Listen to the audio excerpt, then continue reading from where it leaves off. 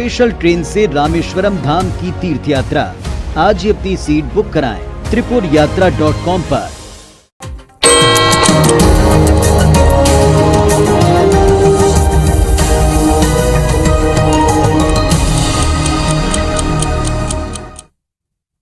एक बार फिर से आप सभी का स्वागत है और सबसे पहले बात करेंगे आफत की बारिश की। जी हां, देश के 8 राज्य बारिश से बेहाल हो चुके हैं। उत्तर भारत में पंजाब, जम्मू कश्मीर, उत्तर प्रदेश और उत्तराखंड में पिछले 24 घंटे से लगातार बारिश हो रही है। नदियां उफान पर है। इसी तरह मध्य प्रदेश, छत्तीसगढ़ और उत्तर प्रदेश में वेस्टर्न डिस्टर्बेंस के कारण लगातार 24 घंटे से बारिश हो रही है।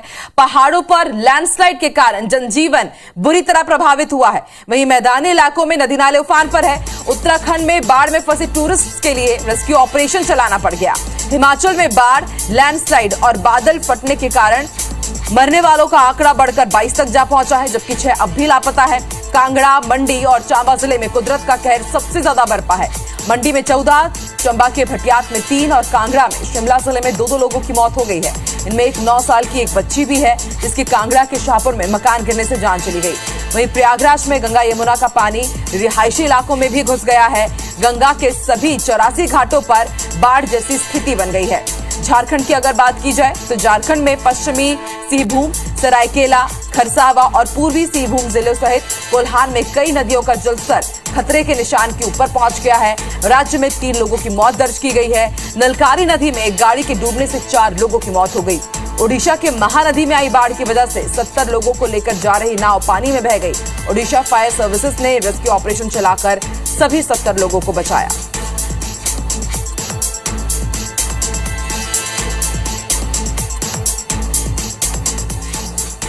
वहीं मध्य प्रदेश में बारिश का सिस्टम एक बार फिर से एक्टिव हो गया है। राजधानी भोपाल, नर्मदापुरम, विदिशा, छिंदवाड़ा और रायसेन के साथ ही प्रदेश के कई हिस्सों में तेज बारिश हो रही है। तेज बारिश की वजह से आधी रात को तवा और बरगी डैम के गेट खोलने पड़े। वहीं अगले 24 घंटों के लिए 4 संभागों में बारिश का रेड अलर्ट जारी किया गया है। हालांकि मौसम विभाग ने यह भी अनुमान जताया है कि सोमवार तक मौजूदा सिस्टम कमजोर पड़ सकता है और बारिश से फिलहाल थोड़ी राहत मिल सकती है। तवा का जलस्तर बढ़ने पर 5 गेट रात 11 बजे खोल दिए गए। वहीं नर्मदा पर बने बरगी डैम के 11 गेट आधे मीटर तक खोल दिए गए हैं। इंदौर में पिछले सप्ताह भारी बारिश के बाद यशवंत सागर के गेट खोल दिए गए थे। शनिवार से जारी बारिश के कारण डैम का जलस्तर फिर बढ़ने लगा है। इंदौर में पिछले सप्ताह भारी बारिश के बाद यशवंत सागर के गेट खोल दिए गए थे और माना जा रहा है कि एक बार फिर से इन गेटों को खोला जाएगा।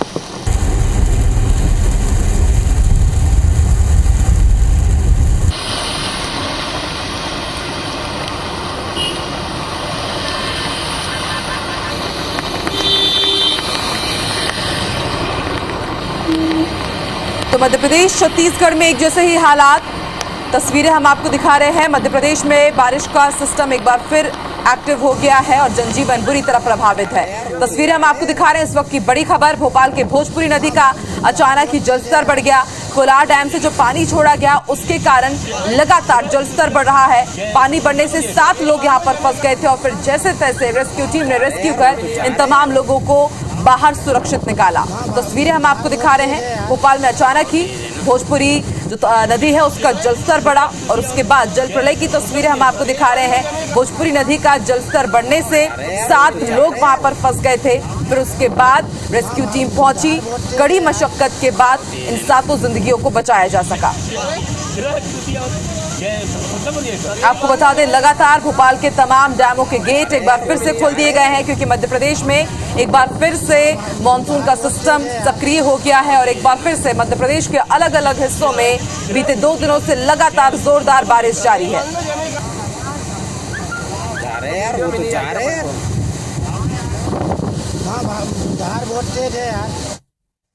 कुछ ऐसे ही हालात पन्ना में भी है। पन्ना के अमानगंज के पाठा पुल पर पानी आ गया। जान जोखिम में लोग पुल पार करते हुए नजर आए। लापरवाही का वीडियो भी सामने आया। आप देख सकते हैं कि किस तरह प्रशासन के 4 लोग पुल को पार कर रहे हैं और जैसे ही फिर पानी बढ़ा उसके बाद ये बीच पुल में फंस गए। रस्सी के सहारे इन लोगों को जैसे तैसे फिर पुलिया पार करवाई गई। तस्वीरें हम आपको दिखा रहे हैं। आप देखिए किस तरह से मध्य प्रदेश में जल प्रलय है, लेकिन उसके बाद भी लोग इस जल प्रलय में अपनी जान जोखिम में डाल रहे हैं और किस तरह से पुलिया पार कर रहे हैं। 4 लोग अचानक से पुलिया में फंस गए, फिर जैसे तैसे बड़ी मशक्कत के बाद इन लोगों को वहां से सुरक्षित वापस निकाला गया।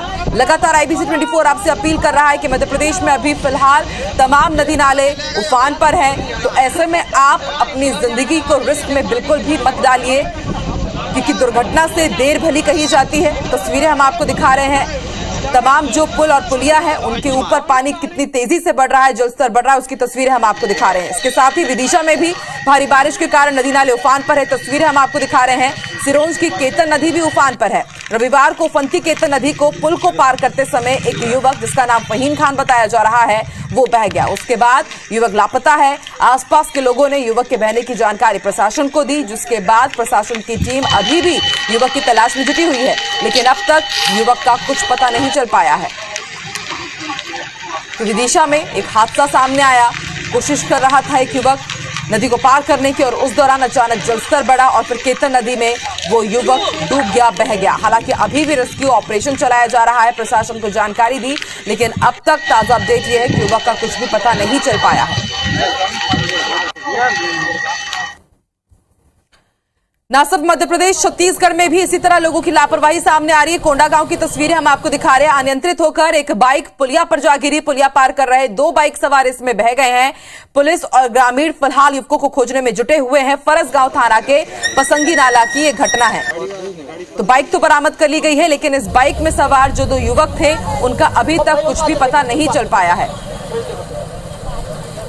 2 तस्वीरें हम आपको दिखा रहे हैं कोंडागांव की। फिलहाल आप तस्वीरें देखिए कि किस तरह से एक बाइक पुलिया से जा गिरी, पुलिया को पार करने की कोशिश की जा रही थी। 2 युवक अभी भी लापता है। गोताखोरों की टीम और जो प्रशासनिक टीम है लगातार उन युवकों को ढूंढने की कोशिश कर रही है, लेकिन आप अंदाजा लगा सकते हैं कि नदी का बहाव कितना तेज है। ऐसे में युवकों ने अपनी जिंदगी को खतरे में डाला और फिर देखिए किस तरह से अब उनको लगातार ढूंढने की कोशिश की जा रही है, लेकिन अब तक युवकों का पता नहीं चल पाया है। तो छत्तीसगढ़ में बारिश के कारण तमाम नदी नाले उफान पर हैं और आपको बता दें मध्य प्रदेश में लगातार भारी बारिश का दौर जारी है और ज्यादातर जिलों में स्कूलों में भी छुट्टी घोषित कर दी गई है। जबलपुर की अगर बात की जाए तो जबलपुर में बीती रात से लगातार बारिश हो रही है। बादल नॉनस्टॉप यहां पर बरस रहे हैं और इसकी वजह से शहर के कई इलाके जलमग्न हो गए हैं। तस्वीरें हम आपको दिखा रहे हैं। निचले इलाकों में जल भराव से जनजीवन अस्त व्यस्त हो गया है। शहर की ड्रेनेज व्यवस्था पर एक बार फिर सवाल खड़े हो गए हैं। तुलाराम चौक, गलगला, चेरीताल, अंधेरदेव, राइट टाउन जैसे कई इलाकों में पानी भर गया है और उसको लेकर महापौर ने जल निकासी के इंतजाम करने के निर्देश दिए। इधर भोपाल में कलियासोत डैम, भदभदा और केरवा डैम के गेट फिर से खोल दिए गए हैं। कलियासोत और भदभदा बांध के आधे गेट खोल दिए गए हैं तो केरवा डैम भी ओवरफ्लो होकर बहने लगा है। जिला प्रशासन ने डैम नदी किनारों पर अलर्ट जारी किया है। ऐसा ही हाल मुरैना, मंडला और टीकमगढ़ का है, जहां नदी नाले उफान पर है। जिंदगी अस्त व्यस्त हो गई है। भारी बारिश की वजह से भोपाल, जबलपुर, शहडोल जिला प्रशासन ने स्कूल बंद रखने का आदेश जारी किया है।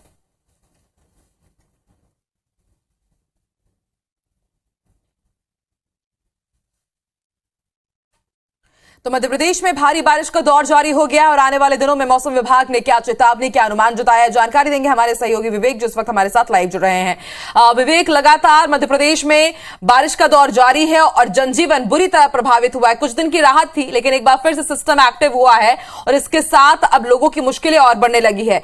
कुछ जिलों में स्कूलों को भी बंद रखने के आदेश जारी किए गए हैं। कौन से वो जिले हैं और ऐसी क्या नौबत आन पड़ी कि स्कूलों को बंद रखना पड़ गया है? मौसम विभाग का और क्या अनुमान है विवेक?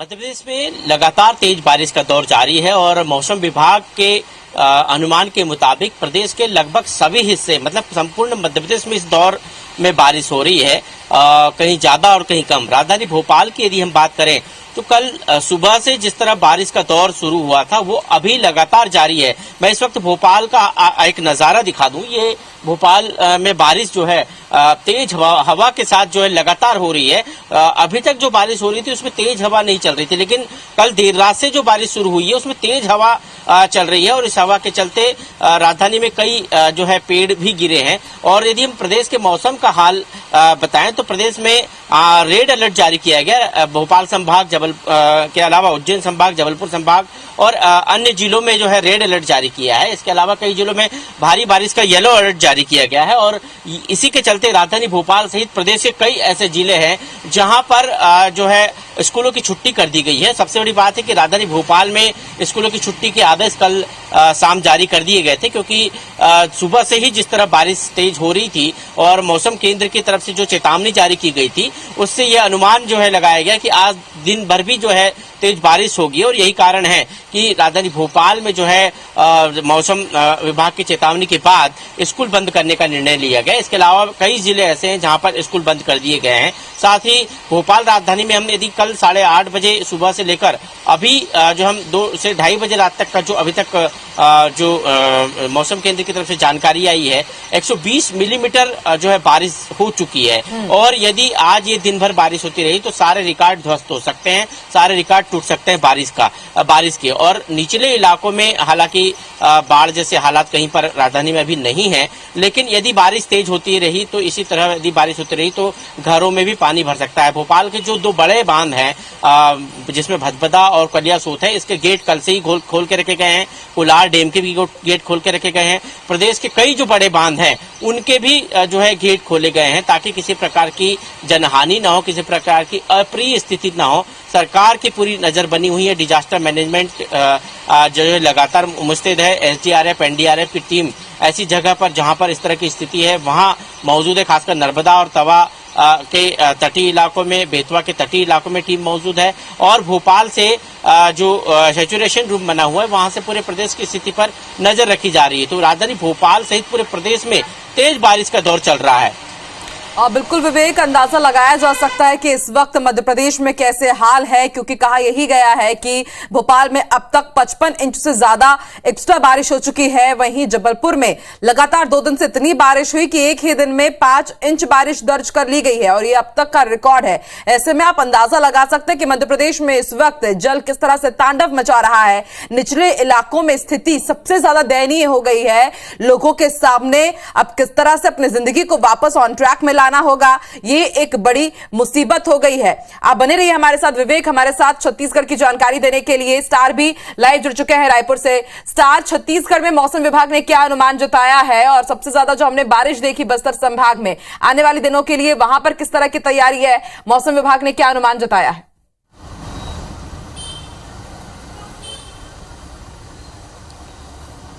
देखिए, मौसम विभाग ने जो जानकारी दी उसके पूर्वानुमान की बात करें तो रायपुर में लगातार सिस्टम बना रहेगा और बारिश होने की संभावना, हालांकि फर्स्ट हाफ यानी दोपहर के बाद ही बारिश होने की संभावना है। पूरे प्रदेश की बात करें तो मानसून अभी भी सक्रिय है और बारिश होगी, लेकिन बहुत ज़्यादा बारिश होने की संभावना नहीं है। हल्की से मध्यम वर्षा होने की संभावना जताई गई है। साथ ही साथ कुछ स्थानों में गरज चमक के पड़ने की भी, साथ छींटे पड़ने की भी संभावना जताई गई है। मुख्य रूप से बस्तर संभाग और दुर्ग और रायपुर, ये 3 संभाग है जहाँ पर ज़्यादा बारिश हो सकती है। सरगुजा संभाग के भी कुछ इलाकों में बारिश की संभावना जताई गई है। हालांकि बहुत ज़्यादा बारिश सरगुजा संभाग में नहीं होगी। तो ओवरऑल कुल मिलाकर ये है कि मानसून का असर छत्तीसगढ़ में देखने को मिलेगा, लेकिन बहुत ज़्यादा बारिश होने की संभावना फिलहाल नजर नहीं आ रही, जैसा मौसम विभाग का पूर्वानुमान है। बिल्कुल स्टार, समझा जा सकता है कि छत्तीसगढ़ के लिए तो फिलहाल राहत की खबर है। मानसून उतना यहां पर अपना तांडव नहीं दिखा रहा है, लेकिन मध्य प्रदेश में स्थिति बेहद दयनीय हो चली है। आप दोनों का ही शुक्रिया पूरी जानकारी देने के लिए। तो जबलपुर में लगातार बारिश हो रही है और इसके कारण कई जगहों में जलभराव की स्थिति बनी हुई है। बीते 15 घंटों से हो रही बारिश के कारण घरों से लेकर सड़कों तक जलभराव होने के कारण लोगों को खासी परेशानियों का सामना करना पड़ रहा है। सड़कों पर पानी जमा होने की वजह से लोगों का चलना मुश्किल हो गया है। जबलपुर में जलभराव का जायजा लिया संवाददाता अभिषेक शर्मा ने। कल रात से जबलपुर में हो रही बारिश ने शहर के ड्रेनेज सिस्टम की पोल खोल कर रख दी है। इस वक्त हम मौजूद हैं जबलपुर के मदन महल स्टेशन के पास। जो आप देख रहे हैं कि पूरी सड़क जो है वह जलमग्न हो चुकी है। ये अंडर ब्रिज जो है मदन महल का, यह शहर के पॉश इलाके राइट टाउन और विजयनगर को मदन महल से जोड़ता है और यही सबसे ज़्यादा लोगों के आने जाने का जरिया भी यही पुल है। लेकिन कल रात से जो बारिश लगातार हो रही है उसके बाद ये ब्रिज जो है पूरी तरीके से जलमग्न हो चुका है, अंडर ब्रिज, और यहाँ से जो है लोगों का निकलना मुश्किल हो गया। लोगों को काफ़ी दिक्कतों का सामना करना पड़ा। अगर लोगों को मेडिकल हॉस्पिटल या फिर मदन महल जाना है, मदन महल के एरिया या जो गोरखपुर बाज़ार है उधर जाना पड़ रहा है, तो उन्हें काफ़ी लंबा घूम कर जाना पड़ रहा है। आप देख सकते हैं कि जो सड़कें इतनी वो है कि एक जो हमारे जो दर्शक देख सकते हैं कि जो पानी है उससे ख़राब सड़कों का अंदाज़ा भी नहीं लगाया जा सकता है। एक जो महिला है वह जा रही थी और इस पानी की वजह से उसे गड्ढे का अंदाज़ा नहीं हुआ और उसकी गाड़ी जो है गिर चुकी है। तो कहीं ना कहीं जो है इसमें नगर निगम प्रशासन की अगर हम बात करें तो जो वह दावे करते आ रहा था कि शहर को जलमग्न होने से बचाया जाएगा अगर बारिश होती है, लेकिन कल रात से जिस तरीके से बारिश हो रही है, शहर की सड़कें खुदी पड़ी हैं, वह कहीं ना कहीं लोगों के लिए मुसीबत का सबब भी बन रही हैं। कैमरामैन गणेश विश्वकर्मा के साथ अभिषेक शर्मा, IBC 24 जबलपुर। कुछ ऐसे ही हालात भोपाल में भी है। राजधानी भोपाल में शनिवार रात से लगातार बारिश का दौर जारी है। शहर के कलियासोत डैम, भदभदा और केरवा डैम के गेट फिर खोल दिए गए हैं। केरवा डैम भी ओवरफ्लो होकर बहने लगा है। जिला प्रशासन ने डैम नदी किनारों पर अलर्ट जारी किया है। लोगों को पानी में नहीं उतरने की सलाह दी गई है। उधर भोपाल के बांधों के पास की बेहद खूबसूरत नजारों को देखने के लिए लोगों का हुजूम उमड़ रहा है। जायजा लिया संवाददाता शिखिल ब्योहार ने। राजधानी भोपाल में बीते 24 घंटों से हो रही झमाझम बारिश के बाद एक बार फिर डैम लबालब हो चुके हैं और फिलहाल हम मौजूद हैं भोपाल के केरवा डैम पर और हम देख सकते हैं कि यहाँ के जो गेट है वो ओवरफ्लो हो चुके हैं और इसके बाद पानी की निकासी जारी है। बात यहाँ पर की जाए तो राजधानी भोपाल में अगर भदभदा बांध की हम बातचीत करें तो यहाँ 6 गेट खोले गए हैं, कलियासोत के 5, और क्योंकि ये केरवा है यहाँ ओवरफ्लो पानी होता है। उसके बाद हम देख सकते हैं कि पानी जो है वो ओवरफ्लो हो चुका है और इतना ही नहीं बल्कि लगभग इसका जो जल स्तर माना गया है वो 1673 फीट माना गया है, वो पूरा फुल हो चुका है और पानी यहाँ पर लगातार जारी है। क्योंकि राजधानी भोपाल झीलों का शहर माना जाता है, प्राकृतिक घटाओं से खूबसूरत शहर माना जाता है और हम देख सकते हैं कि एक अद्भुत नज़ारा जो है वो केरवा का यहाँ पर दिखाई दे रहा है। वही क्षेत्र है जो कि टाइगर मूवमेंट में भी आता है, बाघ भ्रमण क्षेत्र में ही आता है और वहाँ से पानी भी यहाँ पर लगातार निकलता हुआ हमें दिखाई दे रहा है। हालांकि सुरक्षा व्यवस्था के मद्देनजर इस पूरे क्षेत्र को सील कर दिया गया है। फिलहाल यहाँ आने जाने की किसी को इजाज़त नहीं है, मगर हम देख सकते हैं कि जो डैम पर लोगों की जो भीड़ है वो यहाँ पर आ रही है क्योंकि आज छुट्टी का दिन है और हम देख सकते हैं कि लोगों का जो हुजूम है वो यहाँ पर उमड़ा हुआ दिखाई दे रहा है। तो कुल मिलाकर देखा जाए तो लगातार बारिश का दौर जारी है और इस सीजन में केरवा का जो बांध है वो 4थी बार ओवरफ्लो हुआ है। मौसम विभाग ने फिलहाल भारी बारिश की चेतावनी दी है, तो जिला प्रबंधन के साथ साथ आपदा प्रबंधन ने भी हाई अलर्ट घोषित कर दिया है। कैमरामैन वीरेंद्र नागर के साथ शिखिल ब्योहार, IBC 24 भोपाल। चलिए आगे भी इन खबरों की तरफ रुख करते रहेंगे। फिलहाल बढ़ते आगे देखते हैं कुछ दूसरी खबरें। एक बदनसीब युवक अपनी मां की बरसी मनाने जा रहा था। आज सोमवार को ही उसकी मां की बरसी थी और इसके लिए वो अपने 2 छोटे छोटे भांजों को लिवाकर बाइक पर घर जा रहा था, लेकिन रास्ते में मौत से उसकी मुलाकात हो गई। दर्दनाक हादसा जांजगीर जिले के बुड़गहन में हुआ है, जहां तेज रफ्तार ट्रेलर ने बाइक सवार मामा और 2 भांजे को टक्कर मार दी। हादसे में मामा की मौके पर ही मौत हो गई। वहीं 2 मासूम बच्चे हादसे के बाद करीब 1 घंटे तक अंधेरे में मामा के शव के पास ही बैठे रहे। रास्ते से गुजर रहे किसी ने उसकी मदद नहीं की। करीब घंटे भर बाद दोनों सड़क पर दोनों बच्चों को रोते हुए देखकर एक महिला सरपंच ने उन्हें अपनी गाड़ी से बलौदा पहुंचाया और पुलिस को भी सूचना दी। फिलहाल दोनों बच्चे सुरक्षित हैं। हादसे के बाद ड्राइवर फरार हो गया है, जिसके खिलाफ पुलिस ने केस दर्ज कर लिया है और जांच जारी है। तो जांजगीर में दर्दनाक हादसा सामने आया है, दिल दहला देने वाली ये हादसा।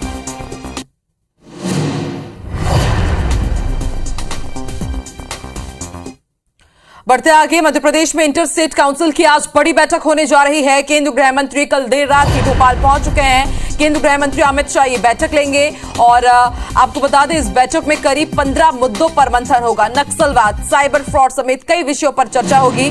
मध्य प्रदेश छत्तीसगढ़ में नक्सलवाद प्रमुख मुद्दा है। छत्तीसगढ़ के सीएम भूपेश बघेल भी इस बैठक में शामिल होंगे। उत्तर प्रदेश के सीएम योगी आदित्यनाथ भी मौजूद रहेंगे। उत्तराखंड के सीएम पुष्कर धामी भी इसमें शामिल होंगे। कल वो भोपाल पहुंच चुके हैं। सीएम शिवराज सिंह चौहान भी इस बड़ी बैठक में मौजूद रहेंगे।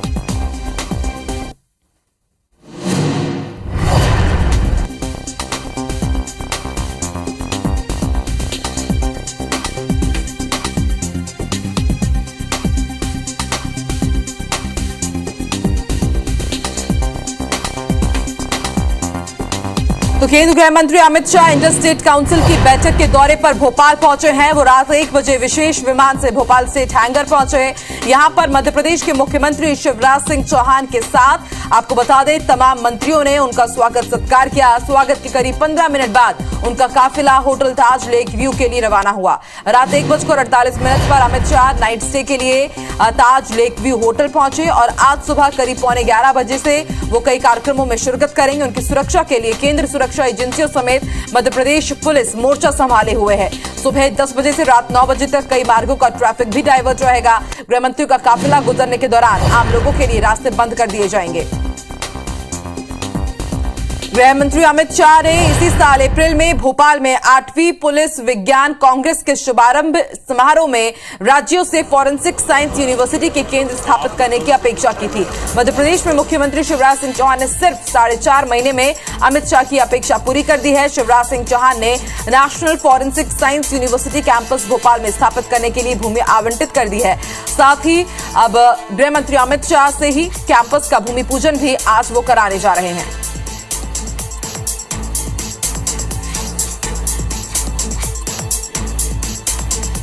और ज्यादा जानकारी के साथ हमारे सहयोगी विवेक एक बार फिर से हमारे साथ लाइव जुड़ चुके हैं। विवेक, गृह मंत्री अमित शाह कल देर रात भोपाल पहुंच चुके हैं। किन कार्यक्रमों में वो शिरकत करेंगे और आने वाले दिनों में मध्य प्रदेश में विधानसभा चुनाव है, फिर लोकसभा चुनाव है और समझा जा सकता है कि एक साल में तीसरी बार वो पहुंच रहे हैं भोपाल, तो क्या मायने उनके इस बार के दौरे के?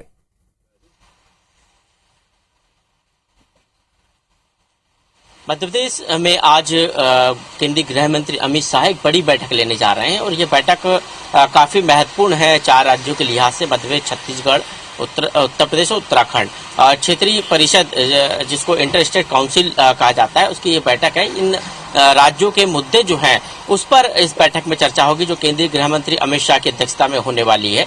सुबह 10:30 बजे मिंटो हॉल, जिसे अब कुशाभाऊ ठाकरे हॉल के नाम से जाना जाता है, यहाँ पर यह बैठक होगी, जिसमें मध्य प्रदेश के मुख्यमंत्री शिवराज सिंह चौहान, छत्तीसगढ़ के मुख्यमंत्री भूपेश बघेल, उत्तर प्रदेश के मुख्यमंत्री योगी आदित्यनाथ और उत्तराखंड के मुख्यमंत्री पुष्कर सिंह धामी इस बैठक में शामिल होंगे और तमाम अधिकारी इस बैठक में शामिल होंगे। मध्य प्रदेश और छत्तीसगढ़ के लिहाज से नक्सलवाद एक बड़ा मुद्दा है और इसलिए इस बैठक में सबसे प्रमुखता से इस मुद्दे पर चर्चा होगी। इसके अलावा महिला अपराध, बाल अपराध और कई तमाम विषय जो राज्यों के हैं उन पर आज एक लंबी चर्चा जो है इस बैठक में होने वाली है। ये बैठक काफी महत्वपूर्ण है, लंबी बैठक चलेगी और सभी राज्यों के मुख्यमंत्रियों के साथ अमित शाह लंच भी वहीं पर करेंगे और उसके बाद फिर अमित शाह के अन्य भोपाल में कार्यक्रम है, जिसमें नेशनल फॉरेंसिक यूनिवर्सिटी का भूमि पूजन है, जो भोपाल के लिए एक सौगात है, मध्य प्रदेश के लिए एक सौगात है। और सबसे बड़ी बात है कि इसी सत्र से इस यूनिवर्सिटी में एडमिशन भी शुरू हो जाएंगे, तो ये आज सौगात बड़ी मध्य प्रदेश को मिलने वाली है। इसके साथ ही अमित शाह आज कुशाभाऊ ठाकरे जन्म शताब्दी वर्ष के कार्यक्रम में भी शामिल होंगे, जिसमें नई शिक्षा नीति पर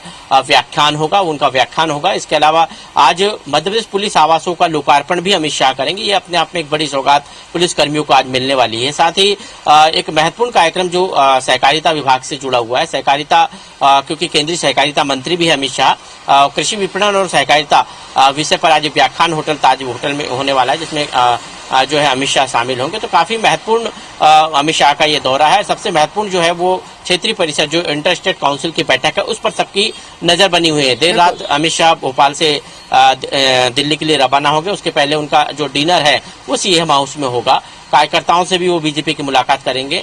आज छत्तीसगढ़ के मुख्यमंत्री भूपेश बघेल इस बैठक में शामिल होने के लिए करीब 9:45 बजे भोपाल एयरपोर्ट पहुंचेंगे। उसके बाद सीधे Kushabhau Thackeray international convention centre में पहुंचेंगे और वहां पर इस बैठक में शामिल होंगे और करीब 1 बजे के बाद वो भोपाल से रायपुर के लिए रवाना होंगे। ठीक है, आप भी नजर बना के रखिएगा विवेक, जैसे ही कार्यक्रमों का आगाज होगा एक बार फिर से आपकी तरफ रुख करेंगे। फिलहाल शुक्रिया अपनी जानकारी के लिए। रुख करते हैं कुछ दूसरी खबरों की तरफ। महंगाई भत्ता, डीए और गृह भाड़ा भत्ता एचआरए बढ़ाने की मांग को लेकर छत्तीसगढ़ के कर्मचारी संगठन सोमवार से यानी कि आज से अनिश्चितकालीन हड़ताल पर जा रहे हैं। दावा है कि इस हड़ताल में 96 कर्मचारी अधिकारी संगठन शामिल हो रहे हैं। इसमें न्यायिक सेवा अधिकारी कर्मचारी संघ और कनिष्ठ प्रशासनिक अधिकारी संघ भी शामिल हो रहा है। फेडरेशन का दावा है कि इस हड़ताल में प्रदेश के 4 लाख से अधिक अधिकारी कर्मचारी शामिल होंगे और इसकी वजह से अगले कुछ दिनों तक स्कूलों में पढ़ाई, न्यायिक प्रक्रिया, राजस्व मामलों के निपटारे से लेकर सामान्य सरकारी कामकाज ठप हो सकता है। रायपुर के धरना स्थल पर हड़ताल जारी रहने सुबह 11 बजे से शाम 4 बजे तक धरना और सभा की जाएगी। हड़ताली अधिकारी कर्मचारी जिला और ब्लॉक मुख्यालय पर भी धरना देंगे। आंदोलन को लेकर सरकार भी सख्ती के मूड में है। सरकार के पास एस्मा लगाने का भी विकल्प मौजूद है। कलेक्टरों को वैकल्पिक व्यवस्था से कामकाज जारी रखने को कहा गया है। दावा है कि कई संगठनों ने हड़ताल से खुद को पीछे खींच लिया है। तो इन तमाम बड़ी खबरों पर दिन भर हमारी नजर बनी रहेगी, लेकिन इसी के साथ साथ की बड़ी बात में फिलहाल इतना ही। देश और दुनिया के तमाम बड़ी खबरों के लिए आप IBC 24 देखते रहिए और आगे देखिए छत्तीसगढ़ी भाषा का खास बुलेटिन हमर बानी हमर गोठ। मेरी सहयोगी अमृता शर्मा के साथ मुझे दीजिए इजाजत। नमस्कार।